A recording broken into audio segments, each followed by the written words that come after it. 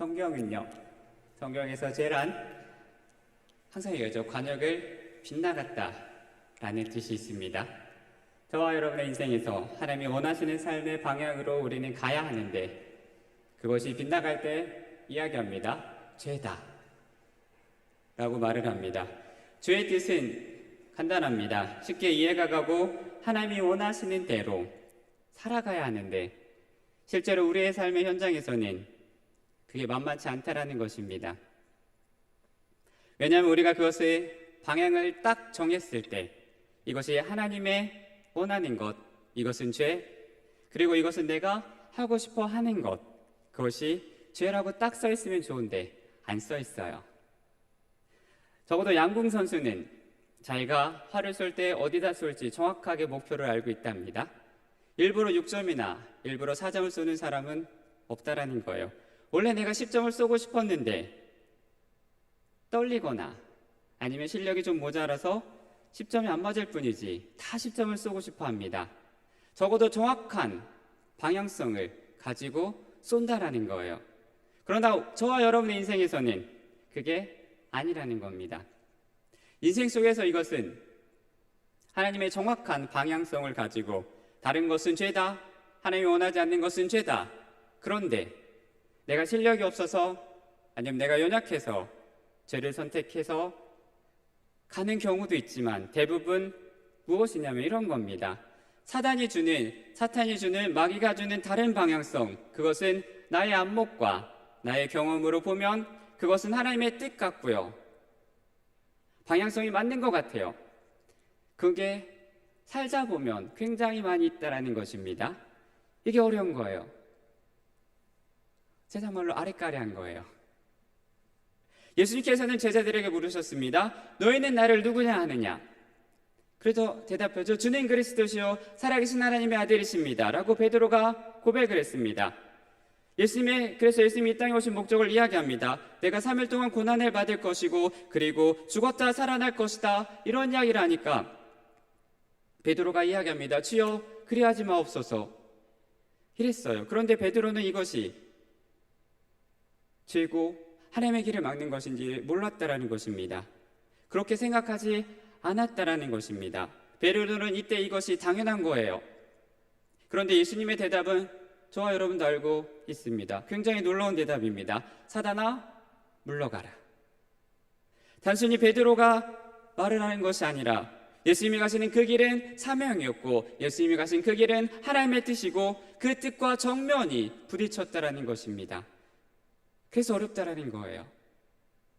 우리의 인생 속에서 이것이 하나님의 뜻이고 그것이 분명하고 내가 그것을 쫓다가 못하면 열심히 가면 되는데 조금 더 힘을 내서 가면 되는데 실제로 저와 여러분의 삶에는 이것이 하나님의 뜻으로 가끔은 오해를 합니다. 그것이 죄의 뜻이라는 거예요.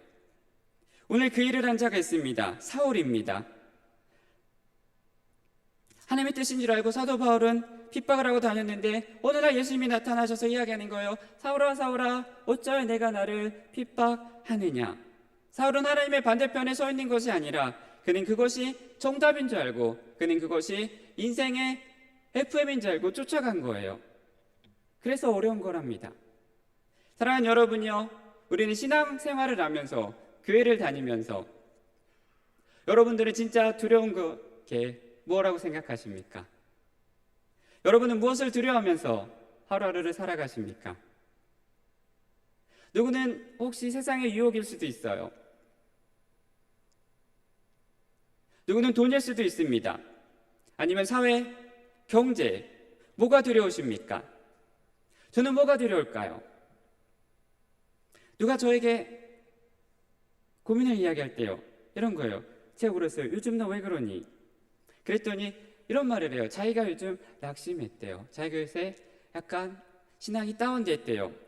왜 낙심하고 왜 신앙이 다운됐니? 말을 했더니 나는 자기는 열심히 성경 공부도 하고 열심히 큐티도 하고 열심히 기도드리고 열심히 공부도 하고 살았는데 문제가 딱 터지니까 나는 하나님 앞에서 이 정도 성숙했다라고 생각을 했는데 믿음이 하나도 안 자랐다는 거예요. 믿음이 여기가 안 된다는 거예요. 여전히 똑같이 죄를 생각하고 여전히 화를 내고 내가 이만큼 예배를 드렸는데, 내가 매일 예배를 드렸는데 하나 더 쓸모가 없구나 라고 생각을 했어요. 그래서 물었어요. 예배를 그렇게 드렸는데 몰랐냐고. 사랑하는 여러분 예배를 드리시면 여러분 안에는 뭐가 남으십니까? 예배를 드리면 우리는 하나님을 만납니다. 거룩한 분을 바라봅니다. 거룩한 분을 보면 여러분은 무엇이 보이십니까? 죄가 안 보이십니까? 부족함이 안 보이십니까? 우리의 자격 없음이 안 보이십니까? 사랑하는 여러분이요, 큐티를 하면 무엇이 보이십니까? 하나님의 은혜가 보입니다. 은혜가 보인다는 것은 내가 얼마나 자격이 없다는 것을 느끼는 겁니다. 우리는 거룩하신 분을 만날 때마다 무엇을 느끼냐면, 예를 들어 이런 거예요. 제가 학교 다닐 때, 중고등학교 때 제일 싫은 스타일이 하나 있었어요. 옆에 하는 짝꿍인데 전교 1등이에요. 그놈이 있으므로 저는 항상 부족합니다. 아무것도 안 했는데 제 옆에 전교 꼴찌가 앉아있어야 인간적으로 제가 뿌듯한데, 아시죠? 사람은 비슷한 길에 사람 만날 때 네가 잘났니? 내가 잘났니? 아웅다웅합니다. 근데 갑자기 저기서 갑자기 문을 열고 잘생긴 연예인이 들어오면 우리는 오징어가 돼요. 잘생긴 사람 앞에서는 잘생겼다고 이야기하지 않습니다. 예를 들어 키가 190짜리가 제 옆에 있어요. 그런데 165, 163, 162, 162 서로 내가 더 크다, 네가 더 크다라고 이야기하면 여러분이 볼 때는 얼마나 웃기겠습니까? 제 사모가 며칠 전에 저랑 걸어가면서 이런 이야기를 했어요. 길을 걷는데 제가 아시죠? 보도블록 위에 경계석이라는 게 있습니다. 저는 경계석 위를 걷고 사모는 그냥 걸었어요. 그냥 걷는데 사모가 보도블록 위를 걷는 제게 이런 말을 했습니다. 키가 이 정도만 됐으면 좋겠다. 제가 이야기했어요. 주님 오실 때까지 어렵다. 그냥 살자.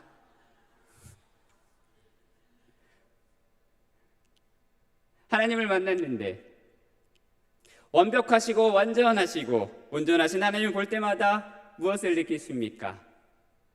예배를 드리고 가실 때마다 무엇이 남으십니까? 우리는 착각을 합니다. 제일 두려운 것은 그런 거예요. 저는 가장 두려운 게 이겁니다. 매 순간 언제든지 주님을 배신할까 봐 저는 두렵습니다. 제가 신앙생활하면 할수록, 주님을 만나면 만날수록 제게 무언가 배우냐면, 무언가 남느냐면 우리는 가슴에 손을 얹고 생각을 해봐야 합니다. 진짜 문제가 가정인지 아니면 세상인지 아니면 내 자신인지를. 우리는 매일같이 주기도문을 외웁니다. 주기도문에 보면 이렇게 나와 있어요. 시험에 들게 하지 마옵시고. 중요한 건 시험에 드는 내 중심의 문제입니다. 하나님을 바라보지 않는 내 중심의 문제입니다. 실제로 내 안에 있는 욕심이 문제라는 겁니다. 하나님의 뜻을 빙자한 욕심, 하나님의 뜻을 빙자한 야망, 자기가 원하는 것, 이게 문제라는 것입니다. 거기에 내 마음이 가 있으면 문제가 생기는 거예요. 하나님이 그렇게 역사를 안 하시는 게 문제라고 자꾸 투덜대기 시작을 합니다. 그래서 맨날 하나님과 싸워요. 왜 이렇게 역사하지 않으십니까? 주무십니까? 가셨습니까? 안 들리십니까? 주님은 그럴 때마다 가끔 이렇게 이야기하시죠. 너는 왜 맨날 그거 가지고 이야기하냐? 그 싸움이에요. 신앙생활을 하면 할수록 우리가 계속 보는 것은 내 속에 있는 것의 두려움입니다. 저는 제 속에 무엇이 있는지 보여요. 말할 수는 없습니다. 레위기 8장에 보면 대제사장 임명식이 나옵니다. 아론과 그의 아들들이 이스라엘 대제사장에 임명시키는 장면이 나옵니다. 아론은 감격스러울 거예요. 왜냐하면 레위기의 임명식을 만든 아론이 이스라엘 백성 앞에서 자격 있는 사람이 아니었거든요. 하나님이 아론과 그의 아들들을 대제사장으로 임명한 이후에 임명을 먼저 받고 나서 모세가 시내산에서 십계명을 받을 그 당시 출애굽기 32장에 의하면 아론이 금송아지 우상을 만들어 가지고 그 주동자가 되었어요. 그래서 아론이 지도자가 잘못됨으로 말미암아 모세가 내려와서 십계명을 깨버렸어요. 하나님의 언약에 파괴되었습니다. 그리고 나서 레위 자손을 끄집어내서 우상 숭배에 적극적으로 가담한 사람을 죽이는데 3,000명이 한꺼번에 도륙당했습니다. 피바다가 되었습니다. 아론이 얼마나 놀라고 얼마나 기겁을 했을까요? 그 우상 숭배의 주도자가 그것을 말리지 못하고 그 사건의 주동자가 되었습니다. 대제사장이 지게 날아가도 할 말이 없는 거예요. 하나님은 그에게 은혜를 베푸셨습니다. 여전히 대제사장 가문으로 임직시켜주고 계셨다라는 겁니다. 이스라엘 백성들이 어떻게 보았을까요? 아론이 얼마나 감격을 했을까요? 하나님이 자기를 버리지 않았다. 하나님의 은혜는 아직도 나 안에 있다. 얼마나 감격하며 감사하며 기뻐했을까요? 그 감격을 이야기해 줬는데 모든 직분과 모든 자격은 하나님의 은혜로 오는 것이다. 자격 있는 사람은 한 명도 없다라는 것입니다. 그런데 중요한 것은 그 감격적인 은혜를 누리고 체험하고 맛본 아론이 나중에 어떤 일을 하냐면 모세가 구스 여인을 취했을 때 나도 하나님의 말씀을 받는 자이다 라고 들이받았습니다. 그걸 죄라고 이야기합니다. 저는 그게 두렵습니다. 은혜를 받은 모세가 반석을 명하라 했더니 반석을 2번을 쳐서 가나안 땅에 못 들어갔습니다. 우리는 은혜를 받았습니다. 그래서 직분을 받았습니다. 교회를 다닙니다. 그래서 은혜로 직분을 감당합니다. 그런데 은혜를 은혜를 주시는데 그것이 내가 한 줄 알고 내 거인 줄 알고 당연히 그것이 당연하다고 생각을 하고 주신 은혜를 마땅하다고 생각을 하며 은혜를 잊어버리고 당당하게 살아가는 우리 안에는 죄가 있다라는 것입니다. 사랑하는 여러분, 그것을 두려워하며 살아가는 저와 여러분이 되시기를 바랍니다. 저는 목표가 있습니다. 70에 은퇴하는 거예요. 왠지 아십니까? 제 사명을, 제 직분을 지켜가면서 살아가는 게 소원입니다. 우리는 은혜를 항상 기억하고 살아가야 합니다. 언제든지 우리는 하나님 앞에 대들 수 있는 죄인임을 기억해야 합니다. 우리는 기억해야 합니다. 지금 이 자리에 나와서 예배를 드리는 것이 은혜가 아니면 안 된다라는 것을, 여기 나올 수 있도록 주가 도우셨다라는 것을, 하나님이 함께 하셨다라는 것을, 이것을 놓치면 저와 여러분의 신앙은 날아갑니다. 저는 이것이 두렵습니다. 지금까지 하나님 앞에 달려온 것이 감사한데, 너무 감사한데 앞으로 10년을 달려가면 나는 주님 앞에 똑같을까? 초심을 지킬 수 있을까? 타락하지 않을 수 있을까? 나는 하나님 앞에 대들지 않을 수 있을까? 하나님, 내가 얼마나 믿음을 지켰는데요? 하나님, 내가 얼마나 길을 썼는데요? 하나님, 내가 얼마나 애를 썼는데요? 하나님, 내가 했는데요? 라고 대드는 자가 되지 않을까? 저는 매일같이 고민합니다. 그런 두려움이 있습니다. 왜냐하면 거기에 빠지면, 내 핀트가 잘못되면 잃어버리거든요. 관용이 빗나가면 그게 옳은 줄 압니다. 기둥이 틀어지면 그게 맞는지를 압니다. 왜냐하면 하나님 앞에 나왔을 때 가장 중요한 것은, 주님 앞에 나왔을 때 가장 중요한 것은 하나님만을 바라보면서 진짜 거룩하고 온전하신 깨끗한 그분을 바라보면서 우리는 무엇을 보아야 하냐면, 내 속에, 내 마음에, 내 생각에 틀어진 게 있는지, 빗나가게 있는지, 아니면 꼬여있는 게 있는지 우리는 매일같이 점검을 해야 합니다. 온전한 예배는 그것을 말을 합니다. 오늘 본문의 사울은 이것을 놓쳤어요. 아십니까? 사울도 처음에 시작할 때는 뭐라고 시작했는지 기억하십니까? 자기가 이스라엘의 가장 작은 지파 베냐민 지파로서 가장 자격이 없다라는 고백을 했습니다. 그때 사무엘이 이렇게 말을 했어요. 당신이 당신을 작게 여길 그때에 하나님이 당신을 높이지 않았습니까? 라고 말을 한 적이 있습니다. 하나님이 당신을 높이지 않았습니까? 라고 말을 했습니다. 그런데 어느 날 사울이 높아졌어요. 이 이야기가 사울에게만 적용이 될까요?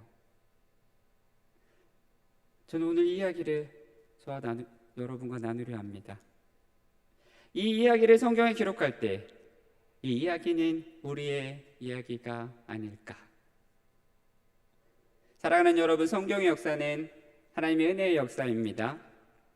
은혜를 담고 있습니다. 그런데 은혜의 역사를 담다 보면 거기에 무엇이 보이냐면 인간의 죄의 역사가 기록되어 있다는 사실입니다. 은혜를 그렇게 베풀어 주었는데, 은혜를 그렇게 쏟아부어 주었는데 기억하십니까? 아담과 하와가 어떻게 합니까? 선악과를 먹었어요. 기가 막힌 거예요. 인간 중에 최고의 은혜를 받은 사람은 아담과 하와입니다. 제일 멋있었을 거예요. 왜냐하면 하나님이 직접 만들었으니까 꽃미남, 꽃미녀일 겁니다. 완벽한. 근데 저는 가끔 그럽니다. 지네들은 완벽하게 살다가 선악과를 쳐드시고 그렇게 살았는데 저는 짜리몽땅이에요. 저는 천국 가면 따질 거예요. 내 키라고. 그 완벽한 에덴 동산에서 그렇게 완벽한 것을 다 주었는데 거기서도 타락을 했는데, 거기서도 한 방에 훅 날아갔는데, 아담이 환경의 완벽함 때문에, 환경의 좋음 때문에 그것이 우리를 온전케 하지 못한다는 것을 기억하는 저와 여러분이 되기를 바랍니다. 환경에 집착하지 마십시오. 결국 우리는 마음과 중심을 지키지 않으면 에덴 동산에서 타락한 것처럼 결국 마음과 중심이 문제입니다. 오늘 사울은 마음과 중심을 낮게 여겼을 때 내가 정말로 낮고 낮은 자입니다라는 그 고백에서 높아져 갔더니 지금 사울은 완벽한 왕권을 누리고 있습니다. 왕입니다. 오늘 여러분이 본문에 읽으셨죠? 22장 23절은 그 이야기를 하고 있는 거예요. 제사를 드린다. 하나님의 뜻대로 한다. 하나님이 이거를 좋아하신다. 가장 귀한 것을 드린다. 그런 말을 하지 말라라는 겁니다. 하나님 앞에 가장 귀한 것은 하나님이십니다. 가장 귀한 하나님 앞에 중요한 것은 순종하는 것입니다. 그 하나님의 말씀을 경청하는 것입니다. 당신이 하나님의 말씀을 버렸다라고 이야기를 하는 거예요. 말씀을 버리니까 당신의 마인드에, 당신의 생각에, 당신의 눈에, 당신의 시선에 더 좋고 더 귀한 게 들어오기 시작했다라고 이야기를 하는 겁니다. 아담과 하와가 말씀을 버렸더니, 정령 죽으리라는 말씀을 버렸더니 뭐가 눈에 들어왔습니까? 보암직하고 먹음직하고 탐스러운 마인드가 바뀌기 시작한 거예요. 사울이 말씀을 버리니까 사울의 마인드에 다른 것이 들어왔다라고 오늘 사무엘이 지적하고 있다라는 겁니다. 그래서 하나님이 당신을 버렸다 라고 말을 합니다. 그랬더니 사울이 24절에 이렇게 이야기했죠. 사울이 사무엘에게 이르되 내가 범죄하였나이다. 내가 여호와의 명령과 당신의 말씀을 어긴 것은 내가 백성을 두려워하여 그들의 말을 청종하였음이니이다. 어긴 이유가 나옵니다. 하나님의 말씀을 어긴 이유는 간단합니다. 백성, 사람을 두려워하여 사람이 보이기 시작했다. 내 눈에 사람이 꽂히기 시작했다. 사울은 왕입니다. 리더입니다. 앞에 보이는 사람입니다. 그래서 왕으로서 무언가 보여주어야 되고 액션을 취해 주어야 합니다. 이게 어려운 겁니다. 앞에 선 자의 어려움. 저도 그래요. 저도 설교 준비를 하다가, 청소년부 설교 준비를 하다가 어느 날 갑자기 막 은혜가 와요. 그러면 혼자 이야기해요. 대박 빨리 주일이 와야 돼. 빨리 와야 돼. 이러면서 예배를 준비합니다.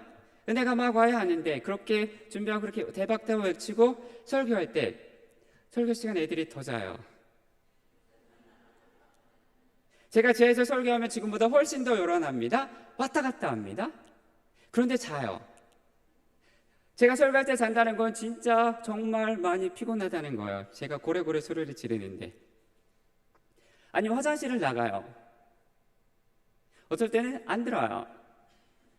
그래서 가끔 내려와서 헷갈립니다. 하나님, 어째 이런 일이 있습니까? 그러다 어느 날은 자신이 없어서 살 준비를 못해서 막 기도를 계속해요. 하나님 도와주세요, 도와주세요. 그리고 진짜 마음을 비우고 갔는데 어느 날 갑자기 애들이 그래요. 은혜 받았다고. 이게 사람입니다. 아십니까? 사람이 보이기 시작하면, 다른 사람이 보이기 시작하면 틀어진 겁니다. 중심이 틀어진 겁니다. 틀어지기 시작했다라는 겁니다. 그럼 틀어진 걸 알았다라면, 내가 잘못 가고 있구나라고 알았다면 보통 어떻게 할까요? 내가 하나님을 본 것이 아니라 사람을 봤구나. 다시 와야 되겠다. 해야 되는데, 다시 기도를 하고 다시 하나님 앞에 서야 하는데, 재밌는 것은 25절에 나옵니다. 25절 한 번만 띄워주실래요? 15장 25절입니다. 다 같이 읽어볼까요? 청하오니 시작.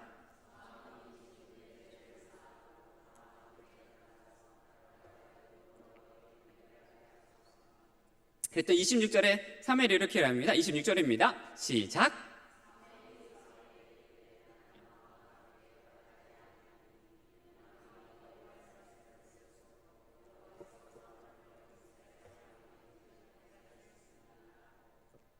(27절) 제가 있습니다. 사무엘이 가려고 돌아설 때에 사울이 그의 겉옷자락을 붙잡음에 찢어진지라. 옷이 찢어진 것은 상징적인 의미가 있습니다. 사무엘과 사울은 이제 완전히 끝났다라는 거예요. 하나님이 회복시킬 마음이 없다라는 것입니다. 그런데 28절에 이렇게 이야기하죠. 28절입니다.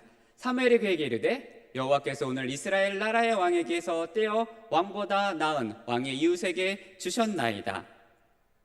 왕보다 더 나은 이웃, 하나님의 뜻을 더 잘 헤아리는 사람. 그리고 29절에 이렇게 이야기하죠. 이스라엘의 지존자는 거짓이나 변개함이 없으시니 그는 사람이 아니심으로 결코 변개하지 않으심이다 하니. 30절 한 번만 같이 읽을까요? 시작.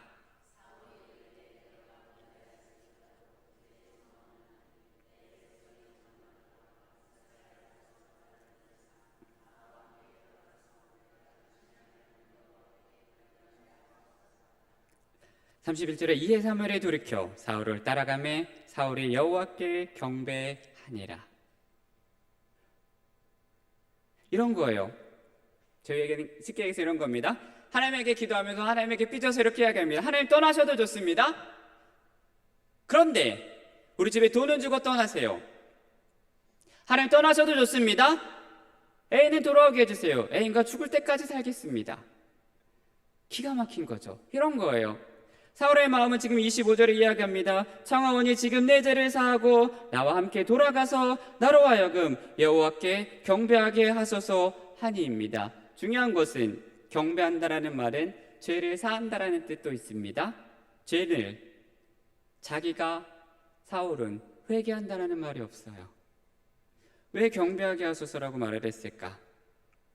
간단해요. 아까도 얘기했죠. 사람이 보이니까. 아직은 백성 앞에서 왕임을 인정시켜 달라는 겁니다. 지금 사울의 관심은 오직 하나입니다. 왕.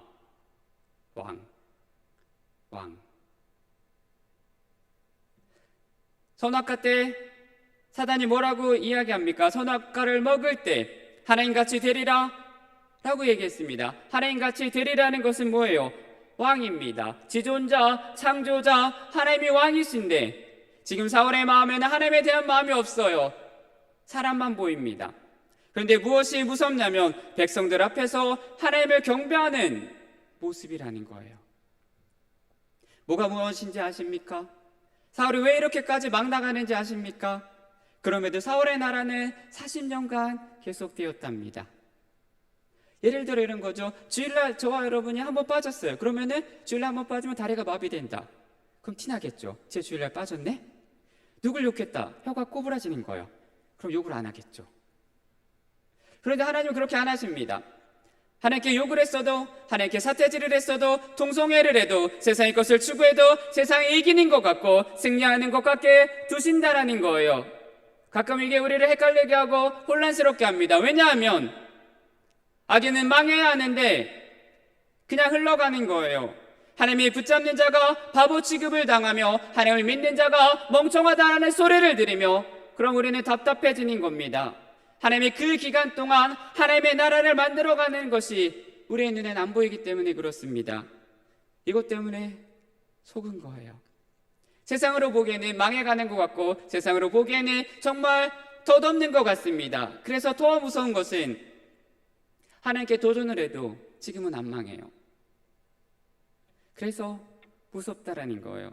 그래서 우리가 하나님의 뜻을 따라가는 자가 하나님의 뜻을 따라가며 확확 복을 주셔야 하는데 그렇지도 않아요. 세상적으로 안 보이는 거예요. 그래서 우리 안에 어떤 게 있냐면, 우리 생각 안에 무엇이 있냐면, 하나님을 따라가는 게 가끔은 바보 같고 하나님을 따라가는 게 힘이 들고 죄를 짓고 타협을 하고 여기까지는 타협해도 되지 않을까, 당연하고 아무것도 아닌 것 같은 그 생각이 저와 여러분 안에 야금야금 들어오기 시작한다라는 것입니다. 타협하지 마십시오. 하나님 왜 사울을 그냥 존재하십니까? 돌아올 놈은 징계를 합니다. 버린 놈은 그냥 두는 거예요. 세상에 악인이 잘 되는 것은 그냥 두십니다. 일단 그렇게 악으로 살게 두신답니다. 아시죠? 사울은 처음부터 그런 상태가 아닙니다. 방향성입니다. 핀트입니다.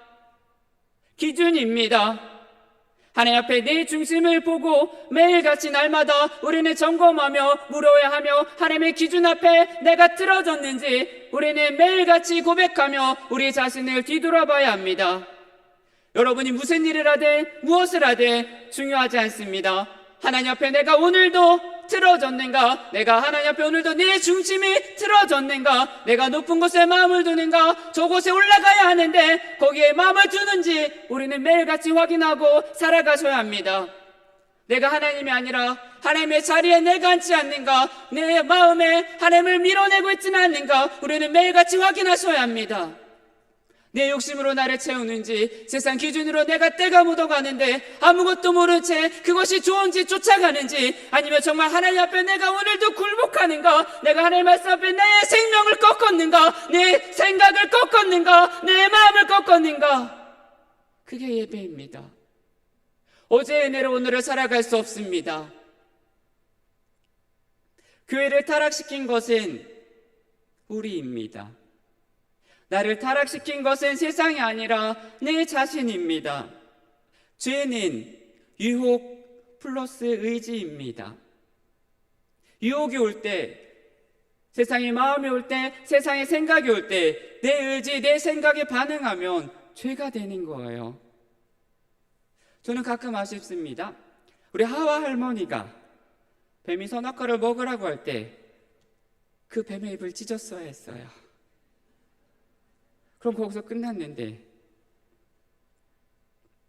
거기서 틀어진 그 자리를 안고 싶은 내 마음의 나의 욕심, 하나님을 놓친 내 마음, 하나님을 놓친 내 생각, 그 속에 변질된 나의 신앙, 그것이 진짜인 줄 알고 계속 가는 내 삶, 그럴 때마다 우리는 하나님만을 더 봐야 합니다. 그럴 때마다 우리는 하나님의 말씀을 더 봐야 합니다. 주님만을 붙잡고 내가 지금이라도 은혜가 아니면 안 됩니다. 그것만 붙잡고 가는 사랑하는 저와 여러분이 되기를 바랍니다. 그런 교회가 되기를 바랍니다.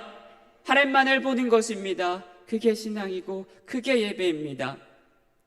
사랑하는 여러분, 인생 속에 여러분의 결정은 중요하지 않습니다. 우리의 결정의 대부분은, 우리가 결정하는 것의 대부분은 욕심과 죄입니다. 우리의 결정이 아니라 하나님의 결정이 중요합니다. 오늘도 여러분 하나님의 결정에 따르셨습니까? 오늘도 여러분이 가는 곳마다, 여러분이 발걸음을 들인 곳마다 하나님의 뜻을 묻고 발을 디디셨습니까? 하나님이 말씀하신 것이 그것만이 생명입니다. 이것을 내가 오늘도 지키기 위해 애를 쓰고 욕을 먹으며 마음을 상하셨습니까? 거기에만 하나님의 영광이 나올 수 있습니다. 세상에 욕심이 들어올 때 사랑하는 여러분, 그 욕심을 붙잡고 하나님 이거 해달라고, 하나님 이거 해달라고 땡깡 부르지 마시길 바래요. 그게 내 욕심인지 아닌지를, 이게 정말 내가 원하는 것인지 하나님이 원하는 것인지 하나님의 결정 앞에 묻고, 하나님 내 것이 중요한 것이 아니라, 내가 중요한 것이 아니라, 내 자존심, 내 생각, 내 체면이 중요한 것이 아니라 하나님이 중요합니다. 이 고백이 매일같이 여러분에게 있기를 바랍니다. 인정받는 것이 중요한 것이 아니라, 내가 드러나는 것이 중요한 것이 아니라, 우리는 그게 중요합니다. 하나님에게만 인정받아야 합니다. 어느 날 주님 앞에 섰을 때 인정받는 여러분이 되길 바랍니다. 하나님의 뜻을 알게 해주십시오. 오늘도 그 고백이 여러분에게 있기를 바랍니다. 결정 앞에 무릎을 꿇고 하나님을 쫓아가는 하나님의 사람이 되십시오. 그렇게 기도하고 살아가는 여러분이 되었으면 좋겠습니다. 이제 오늘 한 번 같이 기도했으면 좋겠습니다.